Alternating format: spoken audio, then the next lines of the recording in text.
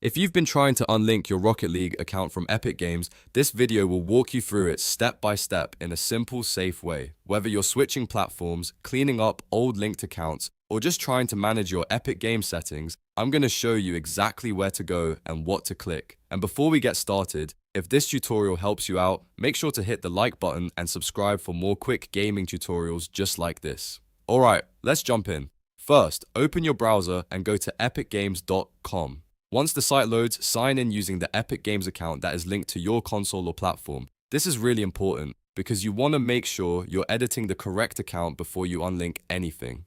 After you're signed in, look to the top right corner of the screen and click on your username. A menu will appear, and from that menu, select Account. This will take you into your Epic Games account settings. From here, look at the left-hand menu and click on Linked Accounts. This is the section where Epic shows all of the platforms and services connected to your account, including things like Steam, PlayStation Network, Xbox, and other supported platforms. Now find the platform account you want to remove. If you're unlinking Rocket League progress from a specific console or platform, this is where you'll identify that connection. Once you've found it, click Unlink next to that platform. Epic will usually show a warning message before continuing because unlinking can have consequences. Take a moment to read that carefully since unlinking may affect your progress, cosmetics, inventory access, or platform-specific data depending on how your account is set up. If everything looks right and you still want to continue, check any required confirmation boxes and then click the final confirm button to complete the unlinking process.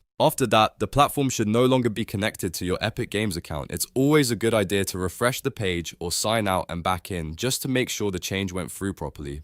And if you plan to relink another account later, make sure you understand Epic's linking rules so you don't accidentally lock yourself out of anything important. That's really all there is to it. You've now learned how to unlink your Rocket League account from Epic Games using the official account settings page.